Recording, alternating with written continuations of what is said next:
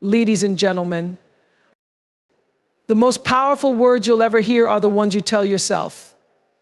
Negative self-talk drains your energy and diminishes your belief in what's possible. You must speak life into your dreams, into your future, and into your future, and into your present moments. Every time you tell yourself, "I can't," you build a wall around your potential. Instead, say, "I can," and let your words guide you toward growth and self-discovery. Negative self-talk is one of the most detrimental habits we can develop, often without even realizing it. It starts subtly with thoughts like, "I'm not smart enough," or "I'll never be able to do that."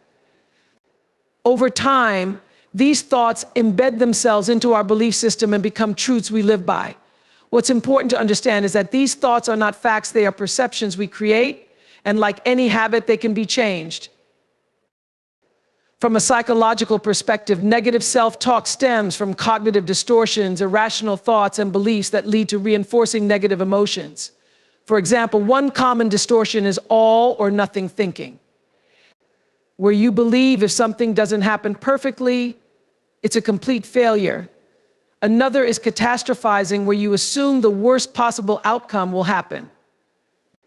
These distortions feed into the cycle of negative self-talk, creating a loop that can affect our mental health, performance, and overall well-being. In an educational sense, understanding the brain's neuroplasticity helps explain how this works. The brain has the ability to rewire itself based on our thoughts and experiences. When we constantly engage in negative self-talk, we strengthen those neural pathways, making them the default way our brain processes information.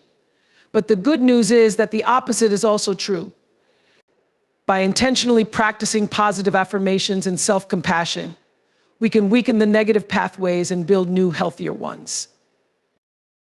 Cognitive behavioral techniques, CBT, are often used in educational and therapeutic settings to combat negative self-talk. One such technique is thought challenging, where you actively question the validity of your negative thoughts. For example, if you catch yourself thinking, "I'm not good enough," ask yourself, "What evidence do I have to support this?" Or "How would I view this situation if I were advising a friend?" This method helps break the cycle of negativity by introducing logic and perspective into the conversation. Another effective strategy is reframing, where you take the negative thought and consciously change it into a positive or neutral one. For instance, instead of saying, "I failed that project, so I'm a failure," you can reframe it as, "I didn't succeed this time, but I've learned valuable lessons that will help me next time." Reframing not only reduces the emotional impact of the negative thought, but also shifts your focus toward growth and learning. It's also essential to understand the role of self-compassion in addressing negative self-talk. Many of us are our own harshest critics, expecting perfection and punishing ourselves for any misstep. In contrast, self-compassion encourages us to treat ourselves with kindness and understanding, especially during moments of failure or difficulty. Research has shown that self-compassion leads to greater emotional resilience, improved mental health, and higher levels of well-being. It's about recognizing that everyone makes mistakes and that failure is part of the human experience, not a reflection of your worth. Finally, educators and mentors often emphasize the power of words. Words shape our reality, and the way we talk to ourselves sets the tone for how we approach challenges, opportunities, and even relationships. When you shift your inner dialogue from one of criticism to one of encouragement, you open doors to creativity, confidence, and success. Holding on to grudges has profound negative effects, not only on our emotional health, but also on our physical well-being and relationships. When we hold grudges, we are essentially replaying a past hurt or injustice, keeping the emotional wound open and raw. Psychologically, this pattern reinforces feelings of anger, resentment, and bitterness, which can become chronic if left unchecked. One of the reasons holding grudges is so damaging is that it keeps us trapped in a cycle of negative emotions. Every time we think about the event or person who hurt us, we relive the pain and emotional response associated with it. From a biological perspective, these recurring negative emotions can trigger the release of stress hormones like cortisol. Chronic stress, driven by prolonged anger or resentment, has been linked to a wide range of health problems, including high blood pressure, heart disease, weakened immune system, and even mental health issues like anxiety and depression. In educational settings, conflict resolution techniques are often taught as a way to break free from the harmful effects of grudges. One such technique is the practice of empathy. Empathy allows us to step into the shoes of the other person and try to understand their perspective. While this doesn't mean excusing bad behavior, it helps in humanizing the person and can lead to a more compassionate view, which is often the first step in letting go of resentment. By understanding the complexities of another person's actions, we can begin to process the event in a healthier, more balanced way. Another important educational strategy is mindfulness, which teaches us to focus on the present moment rather than dwelling on the past. Mindfulness practices such as meditation or deep breathing can help individuals recognize when they are caught in the loop of holding a grudge. By cultivating awareness of these negative thoughts and feelings as they arise, mindfulness helps us detach from them, reducing their emotional impact. This shift in focus allows us to regain control over our emotions rather than letting them control us. Forgiveness is often taught as the antidote to holding grudges. But it's crucial to understand that forgiveness is not about condoning harmful behavior. Instead, it's about releasing yourself from the emotional burden of the past. Educators, therapists, and spiritual leaders often explain that forgiveness is more about you than the other person. It's about reclaiming your peace of mind and emotional freedom. When you forgive, you're not saying that what happened was okay, you're simply choosing not to let it continue to hurt you. Studies in psychology have shown that people who practice forgiveness experience lower levels of anxiety, depression, and hostility. In fact, forgiveness is often associated with greater psychological well-being. Researchers have found that those who forgive tend to have lower blood pressure and stronger immune systems, further highlighting the mind-body connection in the process of letting go. The act of forgiveness fosters a sense of closure and emotional resilience, allowing individuals to move forward without the weight of past grievances. Educationally, we also learn about the importance of boundaries in the process of forgiveness. Forgiving someone doesn't mean you have to allow them back into your life or give them the opportunity to hurt you again. Setting healthy boundaries protects your well-being while still allowing you to release the negative emotions associated with a grudge. It's about understanding that forgiveness and self-protection can coexist. The field of positive psychology places significant emphasis on gratitude as a way to overcome grudges. By focusing on the positive aspects of our lives and practicing gratitude regularly, we can shift our attention away from what was done to us and toward what we have to be thankful for. This mindset shift can dramatically change the way we view past hurts, making it easier to let go and move forward. In conclusion, holding on to grudges not only harms your emotional and physical health, but also hinders your personal growth. By practicing empathy, mindfulness, and forgiveness, you can break free from the cycle of resentment, allowing yourself to heal and experience greater emotional well-being. The key is understanding that letting go is an act of self-care, a gift you give to yourself to live more fully and freely. Comparing yourself to others is one of the most common and harmful habits we can develop, especially in today's world where social media and the internet constantly present curated versions of people's lives. This habit fosters feelings of inadequacy, insecurity, and dissatisfaction. Psychologically, comparison triggers a downward spiral where the more we compare, the more we feel we don't measure up, which can erode self-esteem and self-worth over time. Educationally, this behavior is often linked to the concept of the social comparison theory, introduced by psychologist Leon Festinger. The theory explains that individuals determine their own social and personal worth based on how they stack up against others.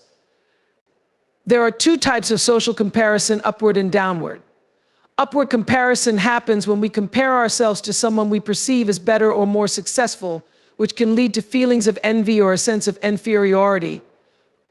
Downward comparison, on the other hand, occurs when we compare ourselves to someone we perceive as worse off, which might temporarily boost our self-esteem, but often promotes arrogance or complacency. Both forms of comparison, however, distract from focusing on personal growth and fulfillment. The problem with comparison is that it distorts reality.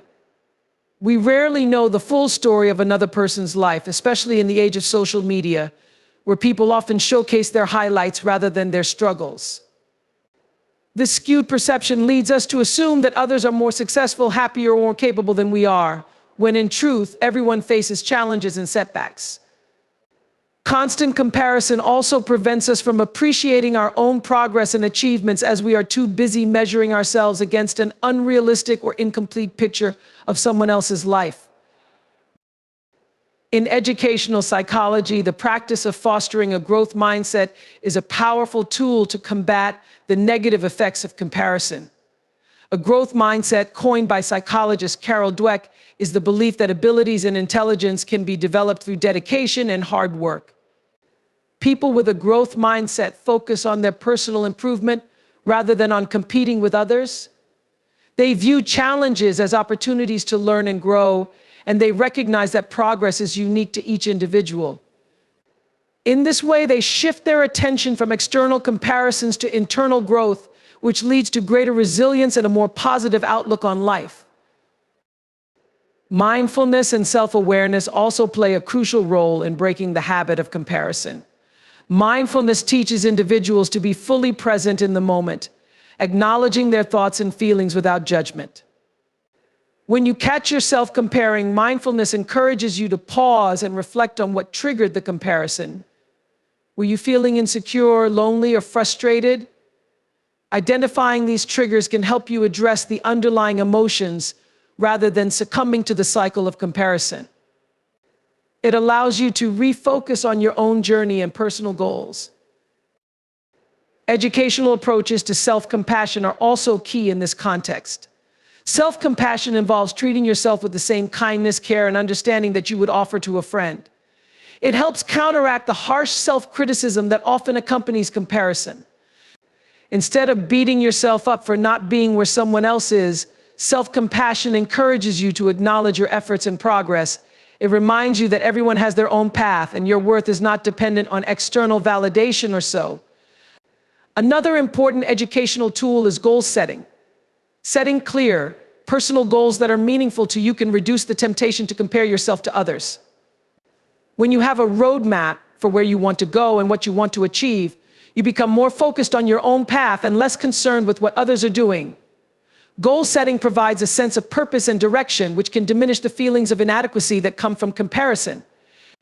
Additionally, by breaking your goals into smaller, manageable steps, you can celebrate your progress along the way, reinforcing a sense of accomplishment that is rooted in your own journey. In the context of social media, educators often recommend adopting a more mindful approach to its use. This might include limiting the time spent on platforms where comparison tends to be rampant, or curating your feed to follow people and accounts that inspire and uplift you rather than those that trigger feelings of inadequacy. Social media is not inherently bad, but how we engage with it can significantly impact our mental and emotional well-being. Finally, gratitude is a powerful antidote to comparison. Research shows that practicing gratitude shifts your focus from what you lack to what you have. By regularly reflecting on the positive aspects of your life, you can cultivate a mindset of abundance rather than scarcity. Gratitude helps you appreciate your unique journey, acknowledging the progress you've made and the strengths you possess. This shift in focus can alleviate the need to compare as you begin to see your life as enough, just as it is. In conclusion, comparing yourself to others is a destructive habit that undermines your self-esteem and distracts you from your own growth. By fostering a growth mindset, practicing mindfulness and self-compassion, setting personal goals, and cultivating gratitude, you can break free from the cycle of comparison and focus on becoming the best version of yourself. Procrastination is a universal issue, and many people struggle with delaying tasks, often finding themselves rushing to complete them at the last minute. On the surface, it may seem like a simple matter of poor time management, but procrastination is far more complex. From an educational standpoint, it often stems from deeper psychological patterns like fear of failure, perfectionism, or even anxiety. Understanding these underlying causes can help individuals address the real issues at hand and find strategies to overcome procrastination. One of the key psychological reasons for procrastination is avoidance behavior. When we have a task that seems overwhelming or emotionally taxing, our brain tries to protect us from the discomfort by delaying it. This might be because the task feels too difficult, the stakes are high, or there's fear of not doing it perfectly. Avoidance gives us temporary relief from this stress, but it doesn't solve the problem. In fact, the more we avoid, the more the task looms over us, often increasing feelings of anxiety and stress, creating a vicious cycle. Educational psychologists often talk about the concept of task aversiveness, which is the idea that we procrastinate more on tasks we find unpleasant. The more we associate a task with boredom, difficulty, or fear of failure, the more likely we are to put it off. To combat this, it's important to reframe how we think about these tasks. Breaking them down into smaller, more manageable parts can make them seem less daunting. Each small step completed can create a sense of accomplishment, motivating us to keep going. This is based on the concept of the progress principle, where even small wins can boost our motivation. Another important educational strategy for overcoming procrastination is time management, but not in the traditional sense of simply scheduling tasks. Instead, it's about understanding how to prioritize tasks based on urgency and importance. The Eisenhower matrix is a useful tool in this regard. It categorizes tasks into 4 quadrants: urgent and important, important but not urgent, urgent but not important, and neither urgent nor important. Many of us spend too much time in the urgent but not important quadrant, dealing with distractions or minor tasks, while procrastinating on the important but not urgent tasks that truly matter for long-term goals. Recognizing where your time is going can help you refocus on what's really important. In educational psychology, the concept of temporal discounting explains why people procrastinate even when they know the consequences. Temporal discounting refers to the tendency to value immediate rewards more than future ones. In the case of procrastination, we choose the immediate comfort of not doing the task over the future reward of completing it. This short-term thinking can be detrimental to long-term success. To counteract this, setting intermediate deadlines or creating small rewards for completing portions of the task can help bridge the gap between immediate and future rewards. The role of self-regulation is also crucial in overcoming procrastination. Educational research has shown that students and professionals who have strong self-regulation skills are better at managing procrastination. Self-regulation involves setting goals, monitoring progress, and adjusting behavior to stay on track. One way to improve self-regulation is through the technique of self-monitoring. This involves regularly checking in with yourself to see if you're on task and identifying what's distracting you. For example, setting a timer for 25 minutes of focused work, using the Pomodoro technique, followed by a short break, can help you stay productive without feeling overwhelmed. It's also important to address the role of perfectionism in procrastination. Many people procrastinate because they fear their work won't be good enough, so they delay starting in hopes of avoiding failure altogether. This mindset is particularly prevalent among high achievers who set impossibly high standards for themselves. Educational approaches to overcoming perfectionism often involve cognitive behavioral techniques, such as challenging irrational beliefs about the need for perfection. Learning to accept that mistakes are part of the process can reduce the pressure and help individuals take action, even if the outcome isn't perfect. Additionally, the concept of self-efficacy plays a role in procrastination. Self-efficacy refers to an individual's belief in their ability to succeed in specific situations. People with low self-efficacy are more likely to procrastinate because they doubt their ability to complete the task successfully. In educational settings, fostering self-efficacy can be done by setting small, achievable goals that build confidence. As individuals succeed in completing these smaller goals, their belief in their own abilities grows, making it easier to tackle larger tasks without procrastination. Another educational technique for addressing procrastination is habit building. Habits are behaviors that become automatic through repetition. By turning productivity into a habit, you reduce the mental effort required to start and complete tasks. One effective strategy is habit stacking, which involves linking a new productive habit with an existing routine. For example, if you want to start working on a project every morning, you might stack that habit on top of your existing morning routine of making coffee or checking emails. Over time, this creates a trigger that signals it's time to start the task, making it harder to procrastinate. In conclusion, procrastination is a complex behavior rooted in various psychological and emotional factors. By understanding its causes and applying educational strategies such as breaking tasks down, improving time management, practicing self-regulation, and building positive habits, individuals can learn to overcome procrastination and develop a more productive approach to their work and personal goals. Allowing negative people into your life can have a profound impact on your emotional well-being and overall success. Negative people tend to drain your energy, foster toxic environments, and hinder personal growth by promoting pessimism and self-doubt. From an educational standpoint, understanding the psychological effects of these interactions and learning how to set boundaries are essential for maintaining mental health and focusing on personal development. Psychologically, negative people often exhibit traits that align with what is known as emotional contagion. Emotional contagion is the phenomenon where the emotions of one person spread to others, much like a virus. This happens because humans, being social creatures, tend to mimic the emotional states of those around them, whether consciously or unconsciously. When you are consistently around individuals who are pessimistic, critical, or dismissive, their negativity can easily become your own emotional state, even if you initially tried to remain positive. This process can lead to a cycle of negative thinking, which can impact your mood, relationships, and productivity. From a cognitive perspective, negative people can also reinforce limiting beliefs. Limiting beliefs are false ideas or attitudes that hold you back from reaching your full potential. For example, if someone frequently tells you that a goal you're pursuing is impossible or too difficult, their negativity can start to influence your self-belief.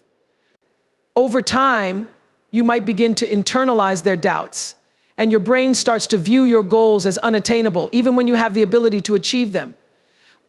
This is supported by the concept of self-fulfilling prophecy, where negative expectations lead to behaviors that make those expectations come true. By consistently allowing negative influences into your life, you may unconsciously sabotage your own success because you've adopted the mindset that failure is inevitable. Educationally, one important skill to develop in the face of negativity is emotional intelligence, particularly the ability to recognize and manage both your own emotions and the emotions of others. Daniel Goleman, who popularized the concept of emotional intelligence, outlines 5 key components: self-awareness, self-regulation, motivation, empathy, and social skills. When dealing with negative individuals, these components become critical. For instance, self-awareness helps you identify how interactions with negative people are affecting your emotional state, while self-regulation helps you manage your reactions, preventing you from being dragged into a downward spiral of negativity. Empathy allows you to understand why someone may be acting negatively, but it also helps you avoid taking on their emotions as your own. One educational approach to reducing the impact of negative individuals is boundary setting. Boundaries are essential for protecting your emotional and mental health, especially when dealing with toxic or draining people. Setting boundaries can be challenging, particularly if the negative individuals are close friends, family members, or colleagues, but it's necessary for your well-being. Boundaries can take different forms, limiting the time you spend with negative individuals, avoiding certain topics of conversation, or even cutting off the relationship entirely if it becomes too harmful. Educators and therapists alike emphasize the importance of clear communication when setting boundaries, as it helps both parties understand expectations and limits. A related skill that ties into managing negativity is assertiveness. Assertiveness is the ability to express your needs, desires, and feelings in a direct, honest, and respectful manner. When dealing with negative people, being assertive allows you to communicate the impact their behavior is having on you without resorting to aggression or passivity.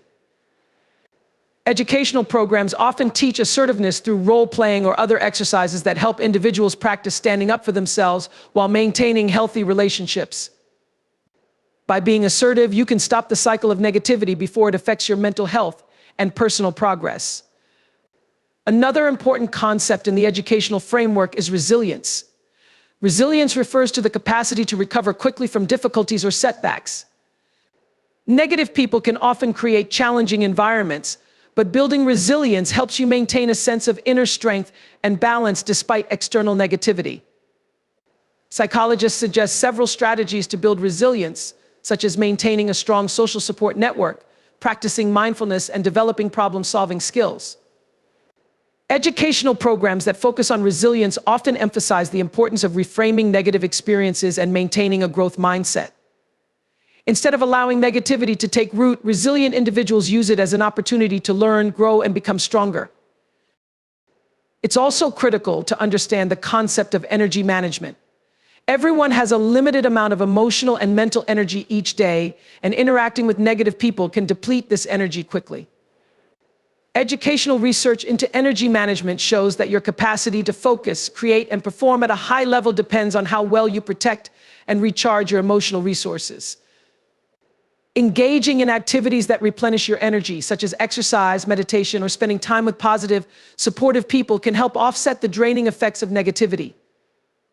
Conversely, allowing negative people to consistently drain your energy can lead to burnout, decreased motivation, and even mental health issues like anxiety and depression.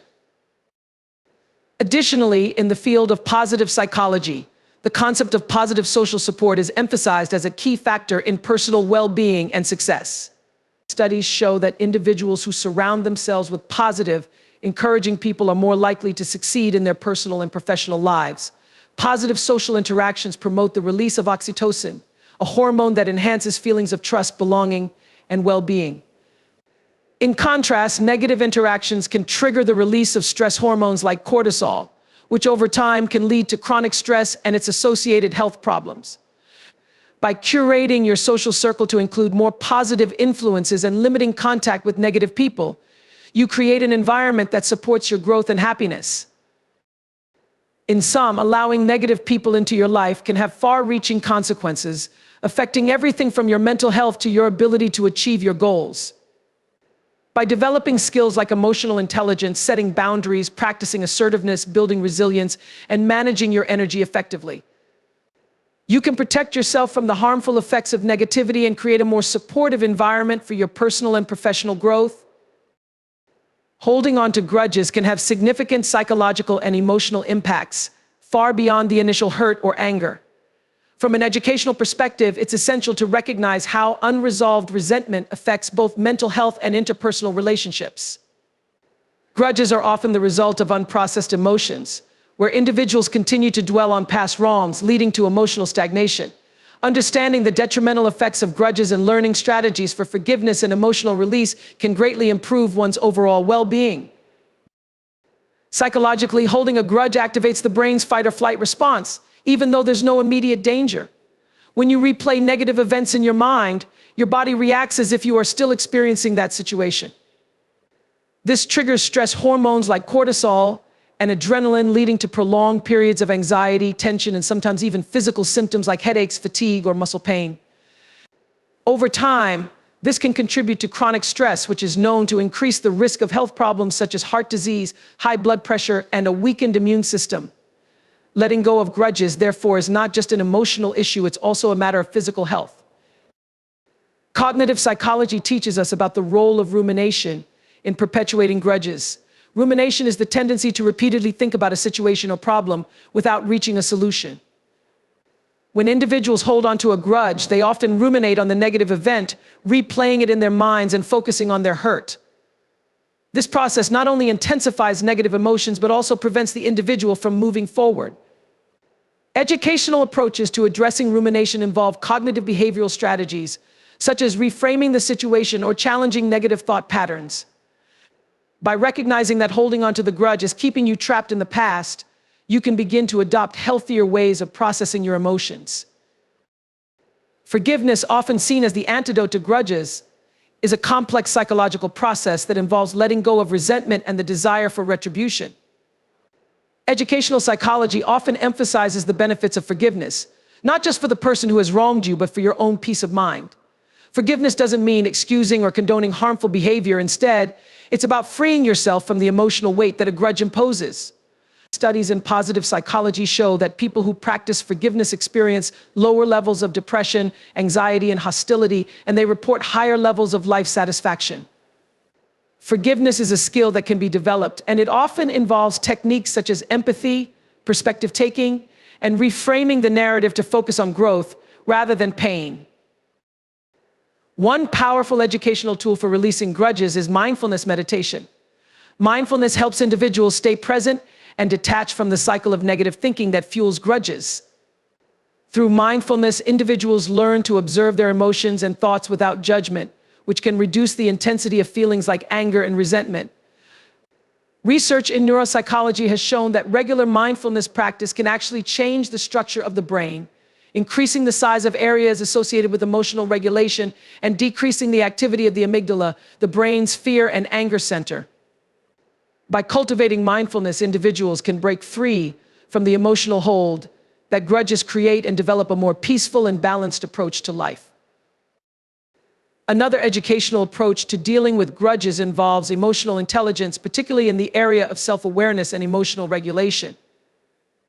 Emotional intelligence involves understanding and managing your emotions in a healthy way, and it plays a key role in overcoming the urge to hold grudges. Self-awareness helps you recognize when a grudge is taking root, while emotional regulation helps you process those feelings constructively rather than letting them fester. Emotional intelligence education often involves learning techniques for managing anger, developing empathy for others, and finding healthier outlets for expressing hurt or frustration. By increasing emotional intelligence, individuals can better navigate interpersonal conflicts without resorting to long-term resentment. In educational settings, the concept of narrative therapy is often used to help individuals reframe their personal stories and detach from the identity of being a victim. People who hold grudges may develop a narrative where they cast themselves as the wrong party, continually reinforcing a sense of injustice. Narrative therapy encourages individuals to explore alternative perspectives and to rewrite their personal stories in a way that emphasizes growth, resilience, and healing. By shifting the focus from the grievance to personal empowerment, individuals can begin to release the emotional hold that a grudge has on their lives. There is also an important social and relational aspect to grudges. Educationally, it's helpful to explore the concept of social learning, the idea that we learn behaviors and attitudes through our interactions with others. When we hold on to a grudge, it not only affects us, but also those around us. Grudges can create a negative atmosphere in relationships, often leading to communication breakdowns, feelings of distrust, and emotional distancing. People may become defensive or feel misunderstood, further entrenching the conflict. Educational programs in conflict resolution often teach skills like active listening, open communication, and empathy to help people resolve interpersonal issues before they turn into long-standing grudges. By addressing conflicts early and constructively, individuals can prevent the escalation of negative emotions that lead to grudges. Finally, it's important to understand the role of self-compassion in releasing grudges. Often, people hold on to grudges because they feel that by forgiving or letting go, they are invalidating their own pain or betraying their sense of justice. However, practicing self-compassion allows individuals to acknowledge their pain without clinging to it. Self-compassion involves treating yourself with kindness and understanding, recognizing that everyone makes mistakes and experiences hurt. Educational strategies for developing self-compassion include mindfulness exercises, self-affirmations, and reflective writing. By learning to be gentle with yourself, you create the emotional space needed to release grudges and focus on healing, rather than staying stuck in the pain of the past. Letting fear dictate your decisions is one of the most significant barriers to personal growth and success. From an educational perspective, it's important to understand how fear operates, its impact on the brain and behavior, and how overcoming fear can unlock new possibilities for achievement. Fear is a natural and essential emotion that helps protect us from danger, but when it dominates our decision-making, it becomes a limiting force. Learning how to manage fear and push past it can transform how individuals approach challenges and opportunities. Fear stems from the brain's amygdala, the part responsible for detecting threats and triggering the body's fight or flight response. While this response is necessary for survival in modern life, it often becomes activated by situations that aren't truly life-threatening, such as public speaking, career changes, or personal risk-taking. The amygdala sends signals that increase anxiety and cause the body to react as if it's in danger, even though the real threat may be purely psychological. Educational programs that focus on fear management often emphasize the importance of recognizing this reaction and reframing it as a signal to move forward rather than retreat. When fear dominates decision-making, it often results in avoidance behavior. Avoidance is a defense mechanism where individuals steer clear of uncomfortable situations, challenges, or risks that provoke fear. While this may provide short-term relief from anxiety, it prevents long-term growth. Avoidance reinforces the brain's belief that the feared situation is dangerous, making it even harder to face in the future. Educational approaches to overcoming fear, such as exposure therapy, aim to break this cycle by encouraging gradual, controlled exposure to the feared activity or situation. For example, public speaking courses often help students build confidence by starting with small, low-stakes presentations and gradually increasing the challenge. By facing fears incrementally, individuals learn to rewire their brain's response and build resilience. Fear can also distort perception and judgment, making challenges seem insurmountable. When individuals are fearful, their cognitive abilities become compromised, leading to irrational thoughts and worst-case scenario thinking. But educational psychology refers to this as catastrophizing, where the mind magnifies the negative outcomes of a situation. Over time, this leads to paralysis by analysis, where fear of failure, rejection, or uncertainty prevents action. Cognitive behavioral techniques can be useful in overcoming this mindset, as they encourage individuals to challenge their irrational thoughts and replace them with more realistic, positive ones.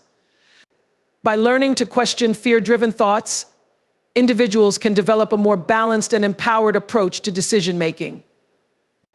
In educational settings, the concept of growth mindset is often used to help individuals overcome the fear of failure. Coined by psychologist Carol Dweck, the growth mindset is the belief that abilities and intelligence can be developed through effort and learning, as opposed to being fixed traits. People who have a fixed mindset tend to view challenges as tests of their inherent ability, and the fear of not being good enough can prevent them from taking risks or trying new things. Those with a growth mindset, however, see challenges as opportunities for learning and growth. Educational programs that foster a growth mindset encourage students to embrace failure as part of the learning process, helping them push past fear and take on new challenges with confidence. Fear also plays a significant role in decision-making because it often creates a sense of loss aversion. Loss aversion, a concept in behavioral economics, refers to the tendency for people to fear losses more than they value gains. This means that the fear of losing something, whether it's time, money, reputation, or comfort, often outweighs the potential benefits of pursuing a new opportunity. Educators use this concept to help individuals understand that fear of loss is often exaggerated and that the potential gains from taking action usually outweigh the risks. By teaching individuals to assess risk more rationally, they can learn to make decisions based on potential rewards rather than fear of setbacks. Educational strategies for overcoming fear also focus on building self-efficacy, which is the belief in one's own ability to succeed in specific situations or accomplish tasks. Self-efficacy is a key factor in determining whether fear will hold someone back or propel them forward. Research by psychologist Albert Bandura shows that individuals with high self-efficacy are more likely to take on challenges, persist in the face of difficulties, and achieve their goals even when fear is present. Educational programs often include skill-building exercises, mentorship, and positive reinforcement to help individuals develop greater confidence in their abilities. By fostering self-efficacy, individuals are more likely to push through fear and make decisions that align with their goals. Finally, emotional regulation is a critical skill in managing fear. Fear often provokes strong emotional responses that can cloud judgment and make it difficult to think clearly. Emotional regulation involves recognizing and managing these emotions in a way that promotes healthy decision-making. Educational approaches to emotional regulation, such as mindfulness training and breathing exercises, help individuals stay calm and centered when fear arises. By learning to regulate their emotions, individuals are better equipped to face their fears head-on without becoming overwhelmed.